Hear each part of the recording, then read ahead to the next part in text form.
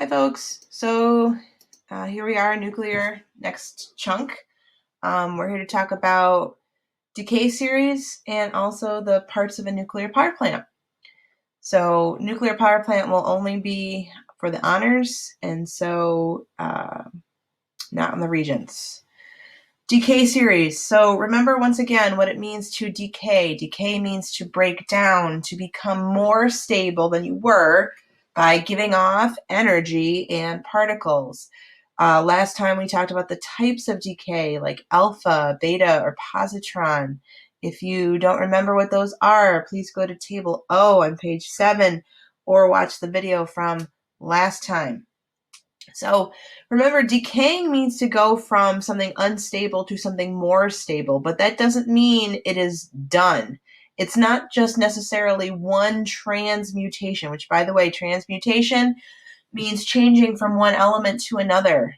So it's not always going to be just one change and you're done. It could be a series of many, many transmutations.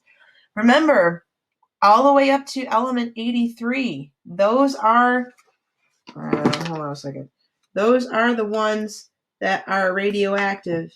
Yeah, 83 is the last stable one. So if you decay and you're still not an atomic number 83 or lower, you're going to have to continue. So here's an example of a decay series. This is just a graph. Don't worry about it. Take a look at the x-axis. We have atomic numbers, so they go up by 2s. So, for example, atomic number 80, who are you? You are mercury. And then 82, we have lead, and 84, we have polonium, etc. So do you see how at 82 we have lead? Good. But what is the mass of lead? Oh, this lead is 206. This lead is 210.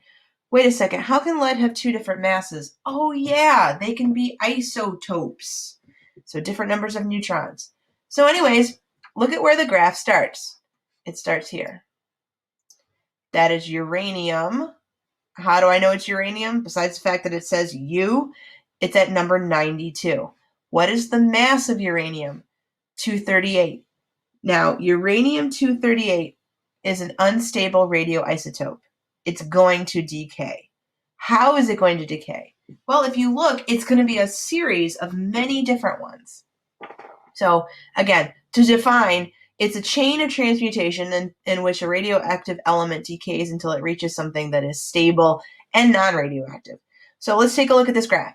Every time you see an arrow that goes to the lower left, that means we're going down. Look, the mass is going down by 4. And as you see, we're moving to the left this way. That means we're moving, losing 2 protons. So every time you see an arrow that goes like that, we go from uranium-238 to thorium-234. That means this is an alpha decay. So every time you see that, this is an alpha decay. This is an alpha decay. This is an alpha decay. This is an alpha decay. Alpha decay. These little ones are not. This one is. And this one is. Hard to draw alphas.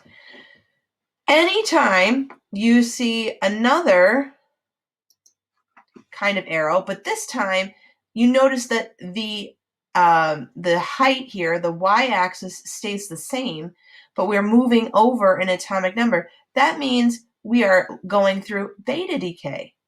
So remember, with a beta decay, your mass doesn't change, but we are going to change our protons, of course. So this is beta decay. This is beta decay. Beta decay here, here, here, and here. So how do you read this graph? This says uranium-238 is very unstable. It's going to go through a series of decays. So it'll go alpha decay to become thorium-234. Is thorium-234, and let me erase that for a second, because you can barely see it. Is thorium-234 stable and thus won't react again? No, it's not. So it will continue to decay. How does thorium-234 decay? Looks like it gives off a beta. What does it become? Pa. Is that protactinium? I want to say it is. Help me. Oh, elements 90 and above have been omitted. I'm going to go with protactinium. Don't quote me. Don't hate me if I'm wrong. So that is still not stable. So then it undergoes another beta decay to become uranium-234. Uranium is still not stable. Uranium-234. So we undergo this, become this, become this, become this. All of these decays until finally we become lead-206. Lead is at an atomic number that is stable. So it's not going to go any further. This is the end. So because you weren't stable, you had to undergo all these changes. Now, why do some undergo alpha and some undergo beta? I don't know. Everybody's different, I guess. So this is just how it goes. I just wanted to show you that it's not necessarily going to be one and done. Notice it's a series of changes. And if you can read the graph, which, by the way, there's a worksheet that you're going to have to do that involves reading the graph, you can tell what kind of decay and who it changes into. We also need to talk about other kinds of changes. So we talked about artificial transmutation and natural. Natural is when one item is going to break down all by itself and give off particles and energy to become something new. And then there's artificial transmutation is when something needs a push, it needs a boost. So that's when you have like a little neutron or something breaking it down. Then we have fission and fusion. Fission is big. Splitting a big nucleus. What do I mean by large nucleus? I mean large mass. Massive. Into smaller fragments. Well, how do we do that? Well, you need a little push also. You're going to radioactively, you're going to bombard them with small neutrons. So this gives off a ton of energy. And so it sparks what we call a chain reaction, which most people are probably very familiar with. So here we have an unstable nucleus. Blue are protons, gray are neutrons, as you can see. The neutron hits this one, splits. And so as it splits, it also gives off neutrons. Well, what do these neutrons do? They go and further split off another nucleus going on. And this will continue. And so that's fission. This is a large nucleus being split. It gives off tons of energy. So there are two kinds of chain reactions in which we undergo fission. There are ones that we control, and there are ones that we don't. And there are pros and cons to both. In a controlled chain reaction, we can get all that energy, but we can kind of control how fast it goes and get it to work for us.